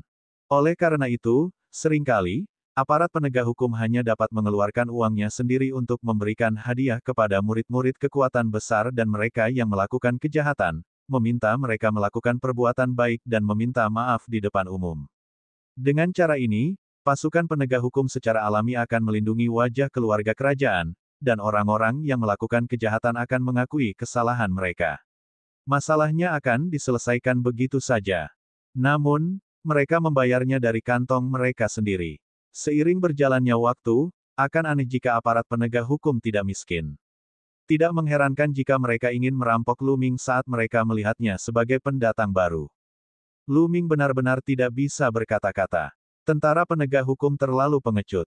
Orang yang melakukan kejahatan itu baik-baik saja, tetapi mereka harus memberikan keuntungan kepada pihak lain. Ini belum pernah terjadi sebelumnya. Tentara penegak hukum digunakan untuk menegakkan hukum di dunia atas nama dinasti Sein kuno. Sayangnya, dinasti Sein kuno tidak lagi memiliki kekuatan untuk melakukan hal tersebut. Sebenarnya, pasukan penegak hukum bisa saja dibubarkan sejak lama, namun keluarga kerajaan tetap mempertahankannya demi martabat mereka. Namun, tidak ada yang mau datang ke sini. Biasanya, hanya mereka yang telah menyinggung perasaan besar yang akan dikirim ke sini. Pria tua berambut putih itu menghela nafas. Lu Ming akhirnya tahu mengapa Xie Zhen memindahkannya ke Angkatan Darat Penegak Hukum, dan sebagai komandannya. Itu semakin dekat dengan pengorbanan nasional jutaan tahun. Orang-orang dari semua kekuatan besar telah berkumpul. Itu adalah masa yang penuh kesulitan. Jika ada yang tidak beres, Lu Ming akan menyinggung perasaan seseorang dan dia bahkan tidak akan tahu bagaimana dia meninggal. Terlebih lagi, sebagai seorang komandan, tanggung jawab yang harus dipikulnya tentu saja lebih besar. Xie Zhen, jika kamu ingin bermain, bersenang-senanglah. Bibir Lu Ming membentuk senyuman. Dia melambaikan tangannya dan cincin penyimpanan terbang menuju manusia gorila hitam. Ini 10.000 ori rock, gunakan itu untuk membeli anggur berkualitas dan makanan lezat. Karena kita baru di sini, saya akan mentraktir semua orang makanan enak. Adapun kelebihannya, kalian masing-masing bisa membeli senjata roh. Orang-orang ini sangat miskin sehingga mereka bahkan menjual senjata roh mereka sendiri. 10.000 batu permata mentah. Manusia gorila hitam menerimanya. Awalnya dia tertegun, lalu dia sangat gembira, berkata, bawahanmu berterima kasih kepada komandan. Yang lainnya juga sangat gembira. Mereka berterima kasih kepada Lu Ming dan kemudian pergi membeli anggur berkualitas, makanan lezat, dan senjata roh dengan gembira. Anggur berkualitas dan makanan lezat yang dimakan oleh seniman bela diri berbeda dari orang biasa. Mereka semua berasal dari binatang buas dan binatang iblis yang kuat. Anggur itu juga anggur roh. Semuanya sangat mahal. Setengah hari kemudian, manusia gorila berkulit hitam kekar dan yang lainnya membawa kembali sejumlah besar anggur berkualitas dan makanan lezat, 80 hingga 90 orang itu dibagi menjadi beberapa meja dan makan sepuasnya. Sudah lama sekali sejak mereka tidak makan enak dan mereka sangat berterima kasih kepada Lu Ming. Semua orang makan dan minum sambil mengobrol. Melalui obrolan tersebut, Lu Ming mengetahui bahwa orang-orang ini telah menyinggung tokoh-tokoh penting dan dikirim ke sini. Mereka punya keluarga dan teman di kota suci, tapi mereka tidak bisa melarikan diri. Mereka hanya bisa menderita di Angkatan Darat Penegak Hukum. Semua orang makan dan minum selama beberapa jam. Tidak baik. Seseorang menghancurkan sebuah toko di North Street dan membunuh pemilik toko. Dia masih di sana. Tiba-tiba, seorang petugas penegak hukum bergegas masuk untuk melaporkan berita tersebut. Apa? Siapa yang melakukan ini? Ini merepotkan, sesuatu telah terjadi lagi. Ekspresi manusia gorila hitam dan yang lainnya berubah. Yang paling mereka takuti adalah terjadi sesuatu, karena jika terjadi sesuatu, mereka bisa berhadapan dengan beberapa orang tak dikenal dan langsung menjatuhkannya. Namun, jika itu adalah angka yang besar, mereka akan mendapat masalah. Itu adalah tuan muda dari keluarga Huang, Huang Ke. Utusan itu berkata, apa? Keluarga Huang adalah keluarga dengan banyak dewa spiritual. Apa yang harus kita lakukan? Ekspresi manusia gorila hitam dan yang lainnya berubah. Mereka tidak mampu menyinggung kekuatan apapun yang memiliki dewa spiritual. Jika tidak, pembangkit tenaga listrik dewa spiritual pihak lain dapat langsung menemukan atasan mereka dan memberikan tekanan pada mereka. Ayo pergi dan lihat. Lu Ming mengambil segelas anggur dan menghabiskannya. Dia melangkah keluar. Kamu, kita akan pergi bersama. Manusia gorila memilih lebih dari 10 orang dan mengikuti Lu Ming keluar dari aula penegakan hukum. Balai penegakan hukum mereka berada di timur laut kota suci. Letaknya sangat dekat dengan North Street dan akan sampai di sana sebentar lagi. Dalam perjalanan, Lu Ming juga tahu apa yang sedang terjadi. Tuan muda keluarga Huang, Huang Ke, mengincar harta karun di sebuah toko, tetapi tidak ada batu permata mentah. Dia berkata bahwa dia akan berhutang pada toko dan mengambil hartanya terlebih dahulu. Mereka yang mengenal Huang Ke dengan baik tahu bahwa dia tidak pernah mengembalikan hutangnya. Penjaga toko tentu saja tidak setuju, jadi Huang Ke membunuh penjaga toko, menghancurkan toko, dan bahkan ingin membunuh seluruh keluarga pemilik toko. Saat dia tiba, dia mendengar suara arogan. Aku memberimu wajah, tapi kamu tidak menginginkannya. Aku bilang aku berhutang padamu dulu, jadi aku berhutang padamu dulu. Bukannya aku tidak akan membayarmu kembali, jadi kenapa kamu masih tidak setuju? Anda sedang mencari kematian, siapa yang bisa Anda salahkan? Suara arogan terdengar. Enyah, jika kamu tidak tersesat, aku akan membunuhmu juga. Sebuah suara yang dalam terdengar. Itu pasti pelayan Huang Ke. Minggir, minggir, aparat penegak hukum sedang menangani masalah ini, minggir. Manusia gorila hitam itu meraung dan kerumunan memberi jalan bagi Lu Ming untuk berjalan mendekat. Seorang lelaki tua berambut putih terbaring di tanah, tidak bernapas lagi. Di samping mayat lelaki tua itu berdiri seorang pemuda berpakaian mewah. Matanya dingin dan wajahnya dingin serta sombong. Bab 1100 Ekspedisi Hukuman. Pemuda ini adalah Huang Ke. Di belakang Huang Ke, ada seorang pria kekar. Saat ini, Huang Ke juga melihat Lu Ming dan yang lainnya. Namun, dia tidak menunjukkan rasa takut. Sebaliknya, dia mencibir. Apa yang sedang terjadi? Lu Ming berjalan mendekat dan bertanya dengan cemberut. Jadi itu adalah Angkatan Darat Penegak Hukum. Orang ini menyinggung saya dan dipenggal oleh saya. Kamu bisa mengambil tubuhnya. Huang Ke meletakkan tangannya di belakang punggungnya dan menatap Lu Ming dengan santai.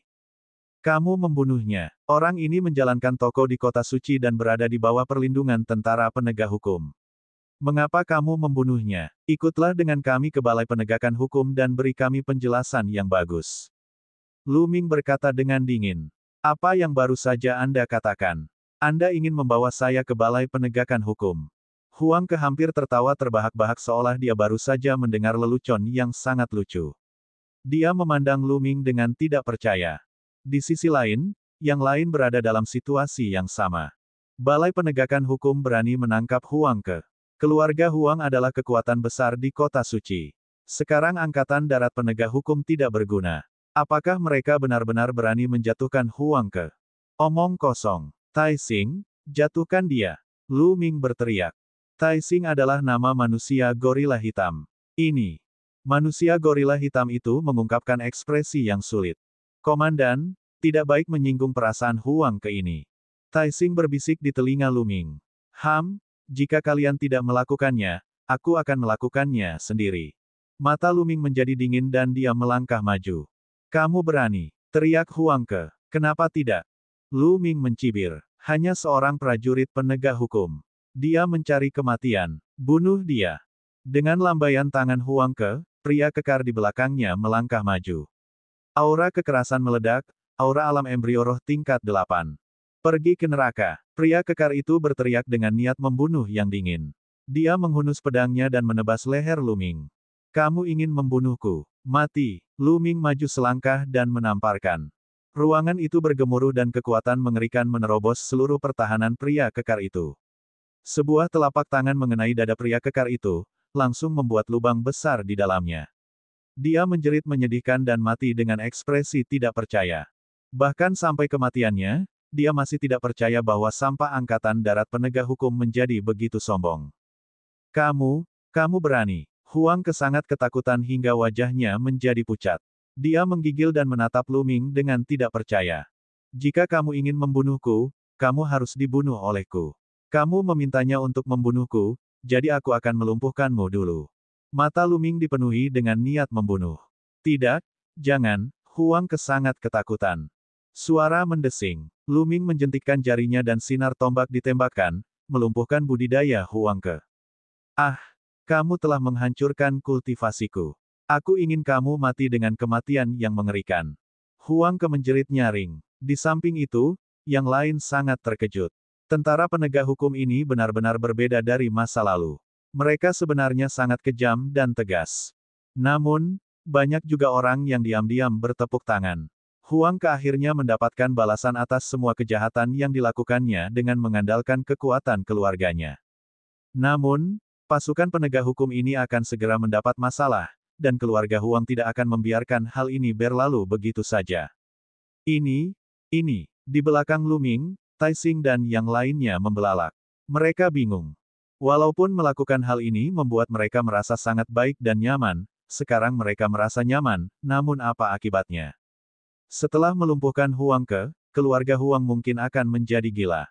Lu Ming menarik cincin penyimpanan Huang Ke dan pria kekar itu dan menyerahkannya kepada kedua wanita itu. Lelaki tua dan lelaki muda itu jelas merupakan anggota keluarga pemilik toko.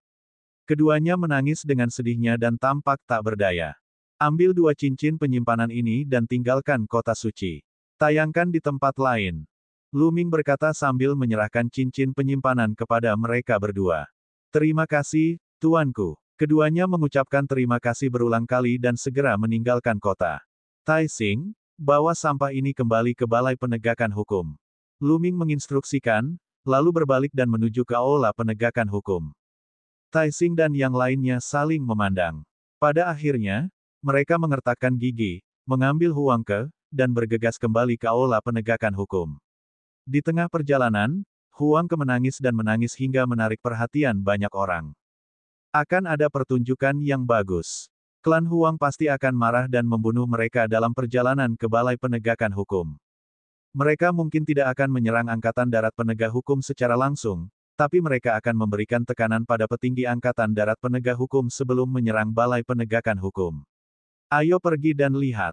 Ayo pergi dan lihat. Sepanjang jalan, sekelompok besar orang mengikuti di belakang Lu Ming dan yang lainnya saat mereka menuju ke aula penegakan hukum. Tidak lama kemudian, Lu Ming dan yang lainnya kembali ke balai penegakan hukum.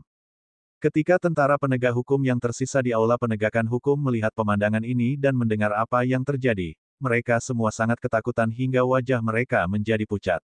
Mereka sudah selesai kali ini. Bagaimana mereka akan menghadapi pakar pihak lain ketika mereka datang untuk membunuh mereka? Lupakan saja, aku tidak bisa bersembunyi, aku akan berusaha sekuat tenaga. Tapi aku masih sangat bahagia. Itu benar, haha.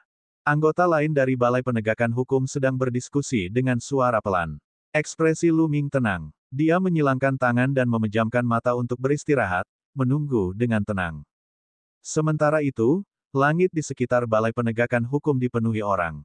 Beberapa menunggu dengan tenang, sementara yang lain dengan sombong. Waktu perlahan berlalu. 2 jam kemudian, keluarga Huang ada di sini.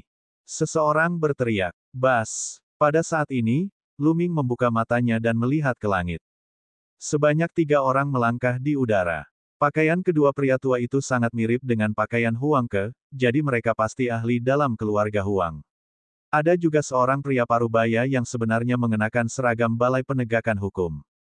Itu adalah Tuan Komandan. Ekspresi Taixing berubah saat dia berbisik ke telinga Lu Ming. Yang disebut Lord Commander-nya adalah Komandan Pasukan Penegak Hukum, memimpin semua pasukan penegak hukum yang ada di Kota Suci. Wajah Komandan Angkatan Darat Penegak Hukum itu hitam seperti pot. Dia memandang Lu Ming dan menegur, "Ming Lu, mengapa kamu tidak melepaskan Tuan Muda Huang Ke?" Komandan Angkatan Darat Penegak Hukum sedang dalam suasana hati yang buruk. Dia sangat kesal, terutama saat dia melihat ke arah Lu Ming. Bagaimana mungkin Lu Ming tidak mengetahui situasi terkini dari pasukan penegak hukum? Dia tidak hanya tidak meminta maaf kepada pihak lain, tetapi dia juga membunuh penjaga keluarga Huang dan melumpuhkan budidaya Huang Ke. Akan aneh jika keluarga Huang tidak marah. Pembangkit tenaga Dewa Roh pihak lain telah datang kepadanya secara langsung untuk memberikan tekanan padanya. Lepaskan dia, hehe, Komandan, orang ini membunuh seorang penjaga toko di jalan. Penjaga toko harus dilindungi oleh dinasti Sein kuno jika dia melakukan bisnis di kota Sein. Kalau tidak, siapa yang berani berbisnis di kota suci di masa depan?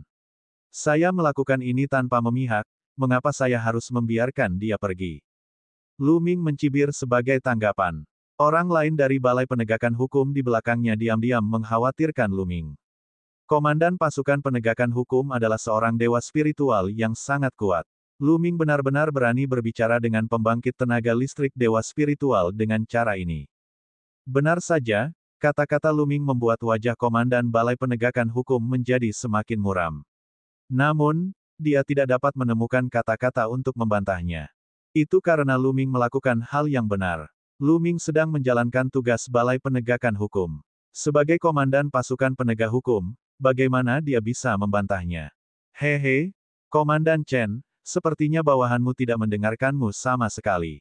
Kalau begitu, biarkan aku melakukannya sendiri. Saya akan melumpuhkan kultivasi orang ini dan membawanya kembali ke keluarga Huang untuk menghadapinya. Seorang lelaki tua dari keluarga Huang berkata dengan acuh tak acuh. Niat membunuh muncul di matanya. Bab 1101 minta maaf. Alam Dewa Spiritual tingkat pertama. Bibir Luming membentuk senyuman dingin. Tetua dari keluarga Huang ini memiliki budidaya alam dewa spiritual tingkat pertama. Di sampingnya ada sesepuh lain dari keluarga Huang, yang budidayanya bahkan lebih buruk, hanya di alam embrio roh yang sempurna. Namun, aura orang ini sangat kuat dan jauh melampaui embrio roh lingkaran besar biasa. Luming berspekulasi bahwa orang ini pasti telah membangkitkan garis keturunan tingkat dewa tetapi belum menerobos ke alam dewa spiritual. Dia berada di level monster tua dan kekuatan tempurnya jauh lebih kuat daripada embrio roh lingkaran besar biasa. Bang! Luming langsung menginjak wajah Huang Ke, membuat Huang Ke berteriak seperti babi yang disembelih. Beraninya kamu, Anda bahkan mengancam akan melumpuhkan saya, komandan pasukan penegak hukum, di Balai Penegakan Hukum. Anda sungguh memalukan dan harus dibunuh. Luming berteriak dan memelototinya. Dengan janggut lebatnya, dia terlihat sangat saleh. Dia mengerahkan kekuatan pada kakinya, menyebabkan wajah Huang Ke bergesekan dengan tanah. Ah! Nenek moyang, selamatkan aku. Huang Ke menjerit kesakitan. Binatang jahat yang berani, kamu sedang mencari kematian. Tetua embrio roh sempurna dari keluarga Huang berteriak dan mengambil satu langkah ke depan. Auranya sangat keras dan membentuk telapak tangan besar yang menekan Luming. Tidak bagus, itu monster tua dengan embrio roh yang sempurna. Ekspresi Taixing dan yang lainnya berubah drastis. Taixing juga berada di lingkaran besar alam embrio roh, tetapi dibandingkan dengan lingkaran besar alam embrio roh yang telah membangkitkan garis keturunan tingkat dewa, ada perbedaan besar dalam kecakapan bertarung. Namun, ekspresi Luming tetap tenang. Dia mengepalkan telapak tangannya menjadi cakar dan mencakar ke atas. Dengan suara puff, telapak tangan kental tua itu langsung hancur. Cakar Luming yang terbentuk dari inti esensial tidak berhenti dan mencakar yang lebih tua dengan kecepatan yang luar biasa. Dia menangkap orang tua itu di tangannya dalam sekejap. Merusak. Ekspresi orang tua itu berubah drastis. Garis keturunan tingkat dewa muncul dan dia menggunakan perpaduan garis keturunannya untuk melepaskan serangan kekerasan. Dia ingin menerobos cakar esensi sejati Luming. Sayangnya, ia tidak bergerak sama sekali. Turun ke sini. Ayo pergi. Luming berteriak. Dia menarik orang tua itu turun dari udara dan membantingnya ke tanah. Ledakan. Tanah berguncang dan orang tua itu menjerit kesakitan. Vitalitas pelindungnya yang sebenarnya hancur oleh serangan Luming. Tulang-tulangnya retak dan banyak di antaranya patah. Dia berbaring di sana sambil berteriak seperti anjing mati. Para penonton di sekitarnya, termasuk orang-orang lain di Balai Penegakan Hukum, semuanya tercengang dan melihat pemandangan ini dengan tidak percaya. Terutama para penonton, mereka menelan ludahnya seperti orang gila. Komandan Balai Penegakan Hukum ini terlalu hebat. Pertama-tama, kecakapan bertarungnya telah melampaui ekspektasi semua orang. Monster tua dengan alam embrio roh sempurna diseret dari udara dengan satu gerakan dan dihempaskan ke tanah, setengah mati. Kehebatan pertempuran semacam ini bisa dikatakan mencengangkan. Kedua, komandan ini terlalu berani. Dia tidak hanya melumpuhkan Huang Ke, tetapi dia juga memukuli seorang tetua keluarga Huang. Dia pasti akan menghadapi kemarahan seorang ahli dewa roh selanjutnya. Makhluk jahat, kamu sedang mencari kematian. Benar saja, ahli dewa roh dari keluarga Huang sangat marah. Dia meraung dan aura mengerikan meledak. Tekanan sedalam lautan memenuhi seluruh area. Ekspresi banyak orang berubah drastis dan mereka mundur. Tekanan yang dibentuk oleh ahli dewa roh terlalu kuat dan sangat menakutkan. Mati! Dewa spiritual keluarga Huang berteriak dan mengacungkan jari. Kemanapun jari itu lewat, cahaya kuning meledak, memutar ruang seperti gelombang dan akhirnya merobeknya. Suara mendesing. Kekuatan jari yang menakutkan diarahkan ke Glabella Luming. Komandan yang sangat kuat ini sudah tamat. Pikiran seperti itu terlintas di benak setiap orang. Ledakan. Saat kalimat ini terlintas di benak semua orang, Luming melayangkan pukulan ke langit. Sinar tinju membubung ke langit dan bertabrakan dengan kekuatan jari. Dengan ledakan besar, kekuatan jari dan tinju menghilang pada saat bersamaan. Apa? Dia memblokir serangan dewa spiritual. Teriakan tidak percaya datang dari mana-mana. Kekuatan tempur Luming sekali lagi melebihi ekspektasi semua orang. Dia sebenarnya telah memblokir serangan dewa spiritual. Mata Komandan Balai Penegakan Hukum berkedip-kedip. Dia sangat terkejut. Sejauh yang dia tahu, Minglu dikirim ke Angkatan Darat Penegak Hukum oleh Pangeran ke-8 karena dia telah menyinggung Pangeran ke-8. Dia telah menerima kabar bahwa kekuatan tempur pria ini hanya sedikit lebih kuat dari Pangeran ke-8. Dia dengan ceroboh telah melukai Pangeran ke-8 ketika mereka berdebat, jadi tidak peduli seberapa kuat dia, ada batas kekuatan tempurnya. Dia tidak menyangka bahwa dia benar-benar bisa memblokir serangan Dewa Roh. Sepertinya orang ini menyembunyikan kekuatannya. Panglima Angkatan Darat Penegak Hukum berpikir dalam hati. Kilatan mematikan muncul di mata Luming. Tatapannya seperti dua tombak cahaya menyilaukan yang menembus ke arah tetua keluarga Huang. Dia berkata dengan dingin, sepertinya kamu ingin menjadi seperti dia. Dia, yang dimaksud Luming adalah lelaki tua dengan embrio roh yang sempurna. Pada saat ini, dewa spiritual keluarga Huang merasa gugup. Pada saat ini, dia benar-benar bisa merasakan tekanan yang menakutkan dari Luming. Seolah-olah dia sedang menghadapi binatang buas menakutkan yang bisa mencabik-cabiknya jika dia menjadi gila. Perasaan ini membuatnya panik. Apa yang kamu inginkan? Dewa spiritual keluarga Huang berkata dengan ekspresi jelek. Minta maaf di depan umum dan akui kesalahanmu. Kata Luming. Bahkan tidak memikirkannya. Jangan pergi terlalu jauh. Jika Anda melepaskannya sekarang, saya tidak akan melanjutkan masalah ini. Wajah dewa spiritual keluarga Huang berubah jelek, tapi dia sudah menyerah dengan mengatakan itu. Luming mencibir, pria ini membunuh penjaga toko tanpa alasan. Saya adalah komandan pasukan penegak hukum dan saya menegakkan hukum atas nama Kaisar Suci. Beraninya kamu datang ke Balai Penegakan Hukum. Apakah Anda tidak menghormati dinasti Sein kuno, keluarga kerajaan, dan keluarga Xie? Apakah kamu ingin menjungkir balikkan langit? Dan Anda, sebagai komandan Balai Penegakan Hukum, tidak hanya tidak menegakkan hukum secara tidak memihak, tetapi Anda juga membantu pihak lain untuk menindas Balai Penegakan Hukum. Sepertinya kamu sama sekali tidak menaruh perhatian pada keluarga kekaisaran. Setiap kata Luming menyentuh hati. Ekspresi Dewa Roh keluarga Huang dan komandan Balai Penegakan Hukum mengalami perubahan drastis. Luming menarik wol itu menutupi mata mereka dan memberi mereka topi besar. Namun, beban ini terlalu berat untuk mereka tanggung. Ada begitu banyak orang di sini hari ini. Jika kata-kata Luming sampai ke telinga keluarga kekaisaran atau bahkan kaisar bijak, mereka pasti tidak akan mampu menanggung konsekuensinya. Meski Balai Penegakan Hukum hanya ada sebatas nama dan tidak ada yang benar-benar mencamkannya, pada hakikat Balai Penegakan Hukum tetaplah Balai Penegakan Hukum. Sebelum Angkatan Darat Penegakan Hukum dibubarkan, signifikansinya sama seperti 30.000 tahun yang lalu, dan mereka memiliki kekuatan untuk menegakkan hukum di dunia. Faktanya, orang lain di Balai Penegakan Hukum juga bisa memberi label seperti itu pada orang lain, karena begitu masalah ini terungkap, keluarga kekaisaran pasti akan turun tangan. Namun, prasyaratnya adalah seseorang harus kuat. Ambil contoh Luming. Jika dia tidak cukup kuat, dia akan dibunuh oleh ahli keluarga Huang dengan satu tamparan. Dia bahkan tidak memiliki kesempatan untuk menyalahkannya. Namun, sekarang berbeda. Karena Luming telah berbicara dan menyalahkan mereka, jika mereka terus menyerang, mereka akan membuktikan perkataan Luming yang tidak menganggap serius keluarga kerajaan dan keluarga Xie.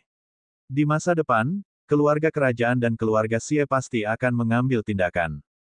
Kalau tidak, di mana dia akan meletakkan wajahnya? Brengsek. Dewa Roh keluarga Huang dan Panglima Tentara Penegak Hukum mengertakkan gigi, tetapi mereka tidak berdaya. Baiklah, masalah ini adalah kesalahan keluarga Huangku. Saya minta maaf. Di masa depan, saya pasti akan memperingatkan murid-murid keluarga Huang untuk mengikuti aturan pasukan penegak hukum. Dewa spiritual keluarga Huang tidak punya pilihan selain meminta maaf.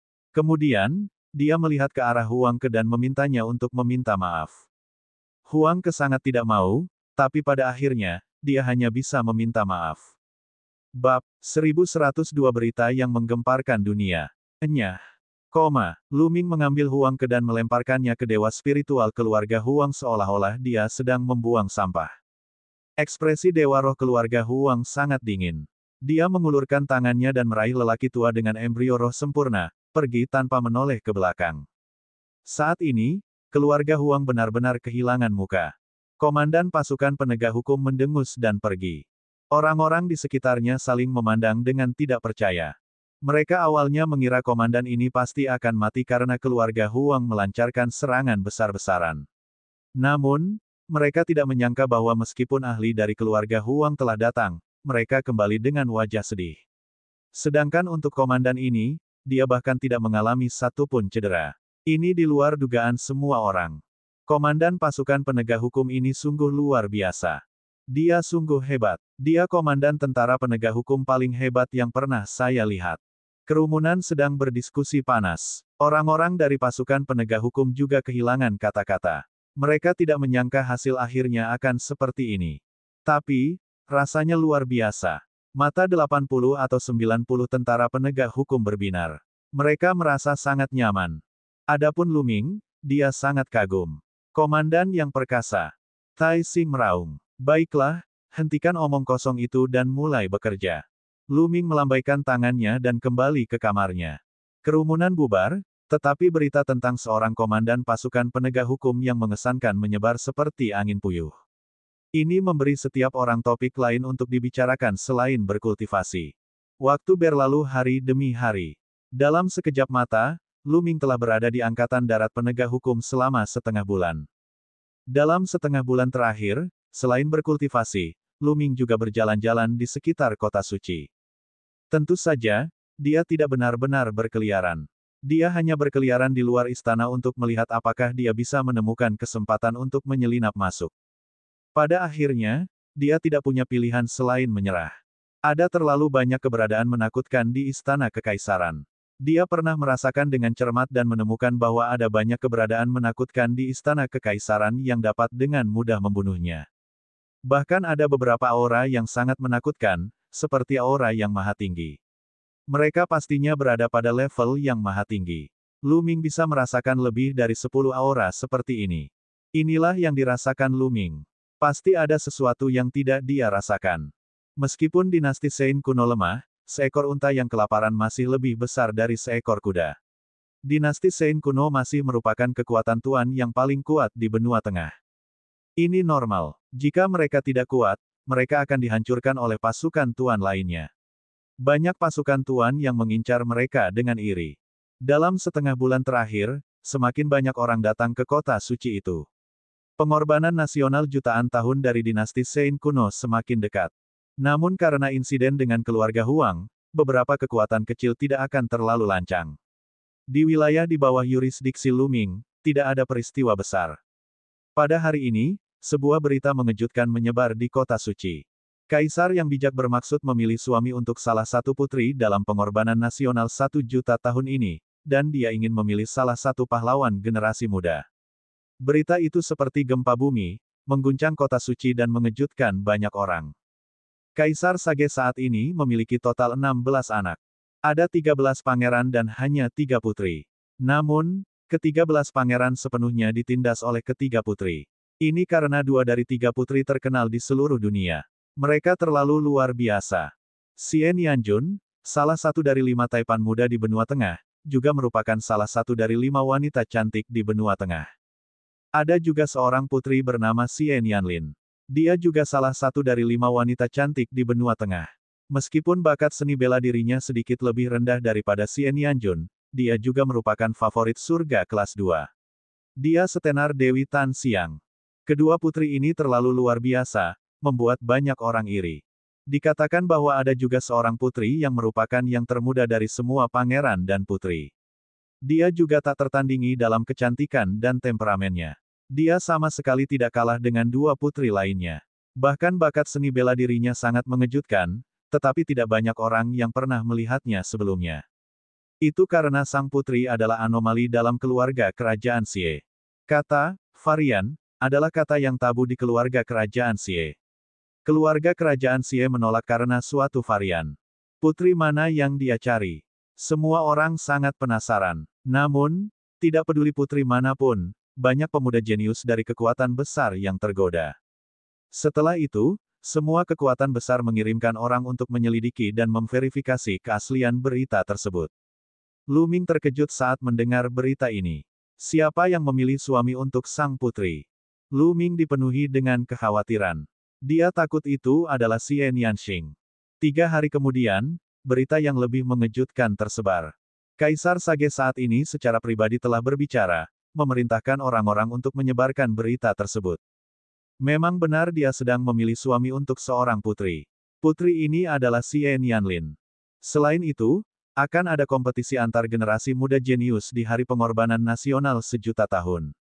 Pemenangnya akan menjadi suami Xie Nianlin dan memasuki Istana Kaisar Suci kuno untuk bercocok tanam. Pemenang tempat kedua dan ketiga akan dapat mengajukan suatu kondisi kepada Kaisar Bijak, yang akan berusaha dipenuhi oleh Kaisar Bijak. Pada saat yang sama, mereka dapat memasuki aula kuno untuk mendapatkan pemahaman. Sedangkan bagi mereka yang berada di peringkat keempat hingga ke-10, mereka akan dapat memasuki aula Kaisar Suci kuno untuk bercocok tanam. Begitu berita ini keluar, kota suci itu terguncang dan banyak orang terkejut. Di saat yang sama, berita tersebut menyebar seperti angin puyuh ke benua tengah dan bahkan 4 wilayah lainnya. Favorit surga muda yang tak terhitung jumlahnya terkejut dan menampakkan cahaya yang membara.